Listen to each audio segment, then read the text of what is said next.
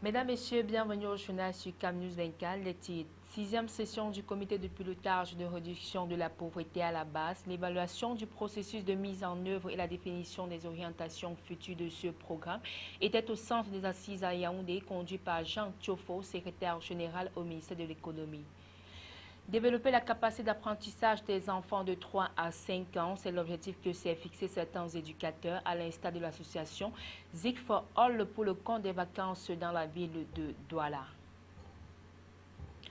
Une fois de plus, bienvenue au journal sur CamNews 24.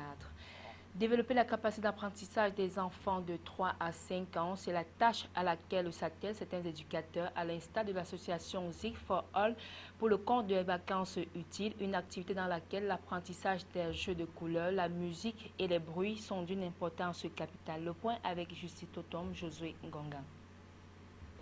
Les enfants ont besoin de maîtriser leur environnement. Cela passe par le développement de leur intelligence, soumise à certaines activités comme la musique ou les jeux de couleurs ou la reconnaissance du bruit. Il peut y avoir des activités de reconnaissance du bruit, de différents sons. C'est pour que les enfants, en grandissant, quand un chien aboie dehors, il faudrait que l'enfant sache que c'est un chien qui a aboyé. Quand un chat miaule, il faudrait que l'enfant sache que c'est un chat qui a miaulé. Et qu'à cet âge-ci, cet atelier a été réservé aux enfants de 3 ans. Donc à cet âge-ci, l'enfant peut entendre un bruit dehors et pouvoir nous dire que c'est un chat qui a miaulé, c'est le bruit d'un tonnerre. C'est quelqu'un qui a tapé sur la table, c'est mon petit frère qui a tapé sur la table, j'ai entendu un bruit. Donc voilà, donc c'est la raison pour laquelle nous avons souhaité que au sein de Zik for All, nous organisions un atelier, un ensemble d'ateliers comme cela. En effet, pour mieux comprendre, le développement sensoriel ou psychomoteur est l'évolution des acquisitions sensorielles, motrices et cognitives d'un individu au cours de sa vie. Il est évaluable par l'analyse de son comportement. Ce développement est important chez le nourrisson et l'enfant, période de la vie où les acquisitions sont très nombreuses, et ne peut se faire que suivant un mode interactif entre ces différentes composantes et avec l'environnement relationnel de l'enfant. C'est donc sur cette base que Zik for All pose ses jalons. En réalité, l'atelier d'éveil sensoriel en général sert à l'enfant à découvrir pour quand il grandira un peu, à découvrir facilement un instrument. Parce que si l'éveil de l'enfant n'a pas été assez aiguisé, il pourrait ne pas véritablement réaliser le besoin latent ou vraiment réel de pouvoir apprendre à jouer d'un instrument. Quand l'enfant lui-même est engagé, ça donne encore du courage, ça donne encore un encouragement à celui qui enseigne l'enfant. En effet, orienté dans la manipulation de certains objets, le cerveau de l'enfant développe des aptitudes telles que la concentration, la synchronisation et la coordination de ses mouvements, ainsi que la stimulation de la mémoire par l'image. Un atout non négligeable, étant donné qu'il est possible de faire croître un coefficient intellectuel. 6e session du comité de pilotage de réduction de la pauvreté à la base, l'évaluation de son processus de mise en œuvre et la définition des orientations futures de ce programme était au centre des travaux tenus ce mardi 7 juin dans la salle des conférences de l'immeuble Rose et sur la coordination du secrétaire général au ministère de l'économie Jean Thiofo. Salomon Foué, Marcel Bondaben, Donna Anouzoa. Le sous-programme de réduction de la pauvreté à la base est une initiative du gouvernement camerounais en partenariat avec le programme des Nations Unies pour le développement, le PNUD. Il a pour but de contribuer durablement à la réduction de la pauvreté en milieu rural à travers la structuration de l'économie locale, en accordant une attention particulière aux couches sociales défavorisées. Conformément aux orientations sur la décentralisation, ce sous-programme s'appuie sur les communes pour la promotion de l'emploi et le développement des filières porteuses de croissance au niveau local. Il s'agit d'un programme qui se veut être un outil d'opérationnalisation du DSCE, de la vision du développement à l'horizon 2035 et des objectifs de développement durable au niveau local, question d'assurer un développement inclusif. Aujourd'hui, au niveau du premier résultat, on a mis en place une dizaine déjà de centres qui sont pour la moitié d'entre eux opérationnels, des centres qui accompagnent donc la maturation de projets, des centres qui accompagnent ces groupements-là dans le conseil, dans l'orientation sur les mécanismes de financement qui existent. En même temps, il y a plusieurs dizaines de filières qui ont été développées avec les groupements, ce qui a permis à ces groupements de pouvoir monter un certain nombre de projets qui ont pu bénéficier du troisième volet, donc du programme de financement qui, pour 2015, se chiffre à plus de 400 millions de nos francs. Du bilan fait aux participants, il apparaît que l'année 2015 a été marquée par une intensification des activités de ce projet. 5 centres d'écoute, d'orientation, de conseil et d'accompagnement ont été rendus opérationnels dans les communes de Pitois, Moulvoudaï, Touloum, Dir et Bacham. Le processus de finalisation des centres initiés à Darak, Kousseri et Okola se poursuit. Les études architecturales de l'unité d'extraction d'huile d'avocat d'Mbouda ont été finalisées et le marché de construction de l'usine passé. En outre, le diagnostic participatif des filières porteuses de croissance s'est déroulé dans 15 communes et a permis d'identifier les projets et les besoins de financement. La spécificité de ce crédit, il s'agit de fonds tournants et qui sont remboursés et l'État prend en charge les intérêts. Et nous apportons donc ces appuis financiers aux populations rurales pour développer les activités et les permettre de sortir progressivement de la pauvreté extrême dans laquelle ils sont et pouvoir accéder aux services socio-économiques de base. Il convient toutefois d'indiquer que le programme souffre d'un déficit d'encadrement technique, d'une insuffisance de formation et d'accompagnement des bénéficiaires dans la mise en œuvre de leurs projets et d'une insuffisance des ressources humaines et financières pour faire face à la demande sans cesse croissante des populations à la base. Toute chose qui aura décidé le secrétaire général du ministère de l'économie à interpeller les établissements de microfinance sur la nécessité de la mise à disposition des fonds à temps aux producteurs afin de garantir la réussite des campagnes agropastorales. Un dialogue politique de haut niveau sur la planification du développement en Afrique a ouvert ses portes ce mardi à Yaoundé. Pendant 3 jours, les experts issus de 54 pays africains débattront sur la problématique du développement urbain dans notre continent. L'ouverture officielle de ces assises était co-présidée par Jean-Claude Boinchou et Louis-Paul Motazir, respectivement ministre de l'Habitat et du Développement urbain et ministre de l'Économie, de la Planification et de l'Aménagement du territoire. Les détails avec Salomon Fouet, Marcel Vandoaben. Intégration de l'urbanisation dans la planification nationale du développement en Afrique, c'est le thème des assises de Yaoundé consacré au dialogue politique de haut niveau, rendu à sa 4e édition en Afrique, sous la coordination de l'ONU Habitat.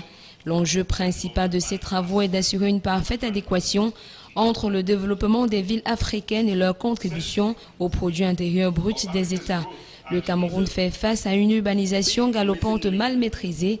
Les villes camerounaises sont gérées par des maires dans le cadre de la politique urbaine nationale. D'un monde rural à 70%, on sera passé à un monde urbain à 70% en un siècle. Les démographes prévoient une stabilisation de la population mondiale autour de 10 milliards d'humains en 2070.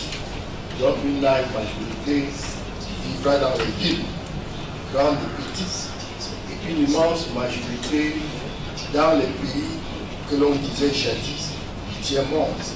La maîtrise de l'urbanisation étant un processus long et coûteux, la Commission économique pour l'Afrique facilite ces séries de concertations entre les planificateurs africains et les chefs exécutifs des organes de planification pour répondre à la nécessité de promouvoir une coordination et établir une synergie dans les actions. Ce dialogue, qui a commencé à Johannesburg en mars 2014, ambitionne d'offrir aux planificateurs et les autres acteurs intéressés par le développement des villes des opportunités de discuter du rôle joué par l'urbanisation dans le processus de planification nationale, offrir un cadre de partage de connaissances aux participants sur les implications politiques de l'intégration de l'urbanisation dans la planification nationale et servir de plateforme aux planificateurs africains d'harmoniser et de coordonner leurs actions. Il convient de rappeler que l'Afrique, avec ses 400 millions d'habitants, a connu une performance économique impressionnante ces dernières années et les perspectives futures restent fortes. Le taux de croissance du produit intérieur brut de l'Afrique est estimé à 4,3% en 2016. Toutefois, des inquiétudes subsistent quant au caractère inclusif et durable de cette croissance. L'Afrique connaît encore de nombreuses difficultés liées au taux de chômage élevé, les inégalités et la pauvreté entre autres. Parallèlement, l'Afrique fait face à une explosion démographique. L'emploi reste dominé par une productivité faible et vulnérable qui renferme une forte proportion de jeunes. L'on assiste à une réorientation dans l'activité économique des zones rurales vers les zones urbaines, une croissance de l'économie industrielle moderne, ainsi qu'une transition démographique permettant la baisse des taux de natalité et de mortalité, d'où l'urgence d'établir un lien entre la planification du développement et l'urbanisation dans la marche de l'Afrique vers sa transformation structurelle. Laboratoire national de métrologie, l'Union européenne visite le chantier, le deuxième palier des travaux de construction de l'immeuble siège du Laboratoire national de métrologie a désormais franchi. Cette seconde étape du chantier était dédiée à la réalisation des tâches de génie civil. L'ouvrage en gestation vient de recevoir la visite d'une délégation de l'Union européenne, partenaire du Cameroun pour sa mise en place. Salomon Foué, Marcel Bondoabel. C'est un immeuble futuriste à forte portée économique qui sort progressivement de terre au quartier Dragage de Yaoundé. Il s'agit d'un édifice au regard de ses missions qui sera bâti pour la première fois en Afrique centrale. L'architecture de son gros œuvre présente un rez-de-chaussée plus un niveau comportant 7 laboratoires, masse, volume, pression, électricité, température, dimensionnelle, 2 salles de formation, une salle de réunion et des bureaux administratifs. C'est cet ouvrage essentiellement technique conçu pour abriter le siège du Laboratoire national de métrologie qui a reçu la délégation de l'Union européenne, partenaire financier de l'État du Cameroun, pour sa réalisation. Ce laboratoire national de métrologie est un laboratoire qui va permettre d'avoir des étalons pour qu'au Cameroun, on puisse raccorder et avoir confiance au niveau international les instruments de mesure dans le domaine du pesage, des volumes, des températures, de l'électricité, de la pression pour les gaz industriels par exemple. Le bâtiment est conçu et réalisé pour être protégé contre tout ce qui peut fausser les résultats des étalonnages, les variations de température, les vibrations, les perturbations électromagnétiques, les poussières, l'humidité. À cette fin, les fondations ont été entourées de cuivre pur et les dalles de sol en béton contiennent des plaques de mousse anti-vibratoires, toutes dernières technologies du genre importées d'Allemagne. Les coopérants, de concert avec les responsables de l'Agence de normes et de la qualité ANOR, par ailleurs maîtres d'ouvrage, ont effectué une visite guidée de ce chantier sous la conduite de Jean-Yves Aria, l'expert international commis pour la réalisation des travaux. Nous avons, grâce au financement de l'Union européenne, pu concevoir ce bâtiment et ce projet en 2011-2012. Puis l'État du Cameroun, quand le projet de soutien à la conception par l'Union européenne a été terminé, le Cameroun a décidé, sur ses fonds personnels, les fonds du gouvernement camerounais, de financer la réalisation de ce programme en demandant à l'ANOR de suivre les travaux. Après les fondations et le bouclage de la partie réservée aux travaux de génie civil, les prochaines étapes seront consacrées aux lots technologiques, électrification, climatisation et mise en place des équipements de métrologie. Après quoi, suivront les phases de recrutement et de formation des personnels. Le satisfait sheet de la délégation de l'Union européenne relativement au délai d'exécution du projet et à la qualité des travaux a été clairement dévoilé par ses mandataires, notamment Bénédicte Malde, chef de section. À en croire Guy-Aimé Fondja, le chef de la cellule de coopération des veilles et de la prospective, représentant le directeur général de l'ANOR, la mise en service de ce laboratoire sera d'une importance capitale pour le Cameroun et pour la sous-région Afrique centrale, en ce sens que la métrologie constitue une composante essentielle dans la réalisation des infrastructures de qualité. Il estime par ailleurs que ce laboratoire contribuera à relever de très nombreux défis au nombre desquels la mise en œuvre des accords de partenariat économique avec une incidence positive sur le taux de croissance des pays qui s'attacheront à ces services. C'est un laboratoire qui va véritablement contribuer à relever les défis auxquels nous sommes actuellement confrontés, notamment les défis de mise en œuvre des accords de partenariat économique, les défis, n'est-ce pas, de participation de manière efficiente, n'est-ce pas, à la zone de libre-échange au niveau continental, parce que tous ces défis sont conditionnés, n'est-ce pas, par le niveau de l'infrastructure qualité du pays. Il est donc clair que les acteurs économiques nationaux et de la sous-région n'iront plus à l'étranger à des coûts onéreux réaliser l'étalonnage des instruments de mesure sur le pesage, les températures et pressions. Ces prestations seront désormais effectuées au Cameroun. Ce projet, à travers lequel l'ANOR espère une reconnaissance internationale à travers la norme ISO 17025, apportera une réponse à concurrence de 80% des besoins industriels de la sous-région. Extrême Nord lutte contre les inondations. Les travaux de réhabilitation de la digue du fleuve Logon et ceux de la retenue d'eau de Maga avancent malgré le retard observé sur le terrain. Le constat est du gouverneur qui a effectué une descente sur le terrain. Midiawa Bakari a engagé les entreprises en charge de l'exécution des ouvrages à accélérer les travaux afin d'éviter tout désagrément. Le compte rendu de Célestin Tableau Succès et Ghislain Kungan. 2 mois après le lancement des travaux de réhabilitation de la digue le long du fleuve Logon et ceux de la retenue d'eau de Maga dans le département du Mayo-Danaï, les travaux avancent normalement malgré le retard observé. Le constat du gouverneur de la région, descendu sur le terrain, a l'effet de se rendre compte par lui-même de l'état d'avancement des travaux. Sur un tronçon de 22 km entre la localité de Bégué-Palam jusqu'au déversoir de Pousse qui constitue les points critiques de la digue, une quinzaine de kilomètres ont été réalisés à ce jour. S'agissant de la digue de retenue d'eau de Maga, le niveau d'exécution est satisfaisant. Le gouverneur Midiawa Bakari, qui était sur le terrain, a prescrit aux entreprises l'accélération des travaux pour éviter d'éventuelles inondations. Nous sommes satisfaits du travail que nous avons observé sur le terrain, aussi bien sur la digue que les maisons. Toutefois, nous avons constaté qu'il y a un peu de retard de part et d'autre. Compte tenu du retour des pluies et l'intensité observée par rapport à ces pluies, nous avons instruit ces différentes équipes de multiplier des faits de travail de nuit dans la perspective de résorber d'abord le retard.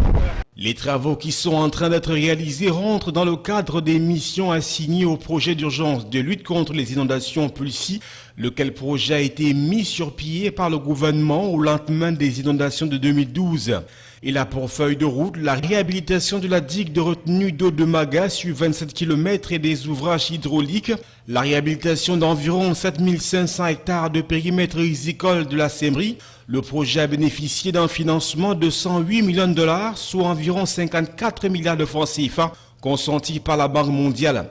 Les travaux ont été lancés à Yagoua le 11 mars dernier par le ministre délégué auprès du ministre de l'économie, de la planification et de l'aménagement du territoire Yaouba Abdoulaye en présence de la directrice des opérations de la Banque mondiale au Cameroun, Elisabeth Rubens.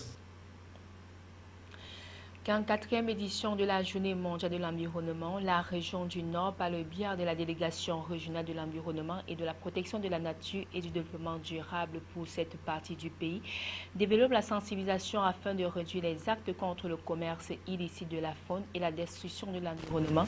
Dans le cadre des manifestations commémorant cette édition à Garoua, Fidèle Téni, secrétaire général des services du gouverneur, a reprécisé l'importance de cette journée et l'implication de tous pour mettre fin à cette pratique. Jusqu'à Aman Bonnier et Eric Tiché. Sous le thème lutte contre le commerce illégal de la faune, la 44e édition de la Journée de l'environnement dans le Nord, dont le clou des manifestations a eu lieu à la salle des réunions du jardin zoologique de Garoua, était une occasion offerte aux uns et aux autres de se pencher une fois encore sur le problème du commerce illicite de la faune et de dévoiler une fois de plus la menace que vit au jour le jour la faune. Le thème de cette édition épouse la réalité qui existe dans les parcs et zones protégées nationaux. Durant toute une semaine, cette délégation a organisé une série d'activités convoquant la responsabilité des uns et des autres dans la protection de la faune et de l'environnement, de laquelle dépend aussi la vie humaine. La 44e édition de la Journée mondiale de l'environnement que présidait Fidèle Ténier, secrétaire général des services du gouverneur, a permis à tous et à chacun de se mesurer face aux challenges du développement durable. Voici à présent l'actualité au-delà de nos frontières avec l'AFP. Hillary Clinton le reconnaît elle-même, c'est historique. la candidate à l'investiture démocrate, a revendiqué la victoire aux primaires. Elle sera donc la première femme dans l'histoire de son pays à se présenter à la Maison-Blanche. Hillary Clinton a largement dépassé la majorité de délégués requise pour l'investiture après avoir remporté 3 nouveaux États. Son concurrent Bernie Sanders a annoncé qu'il continuerait sa campagne au moins jusqu'à la dernière primaire de mardi prochain. Hillary Clinton qui aura donc comme adversaire républicain Donald Trump. Le cardinal Barbarin, entendu par la police, l'archevêque de Lyon, est arrivé accompagné d'un avocat dans les locaux de la brigade départementale de protection de la famille pour une audition libre. Le primat des Gaules est entendu sur le cas du père Bernard Prénat, mis en examen fin janvier pour des agressions sexuelles commises sur de jeunes scouts entre 1986 et 1991. À 48 heures du début de la grande fête du football, le gouvernement lance une application pour smartphone pour prévenir les populations d'une éventuelle attaque terroriste. Cette application sera disponible gratuitement en français et en anglais. Grâce à cette appli, baptisée SAIP, les utilisateurs pourront être prévenus en cas d'attentat à proximité de l'endroit où ils se trouvent. La grève a été reconduite pour aujourd'hui à la SNCF par 2 syndicats, Sud et FO. Le trafic restera perturbé pour la 8e journée consécutive. 18 départements du nord-est de la France sont en alerte orange en prévision de violents orages. Hier, un septuagénaire est mort noyé dans sa voiture près de Mondicourt, dans le Pas-de-Calais. Fin du journal, merci à tous de l'avoir suivi et bonne suite des programmes sur Canal News 24.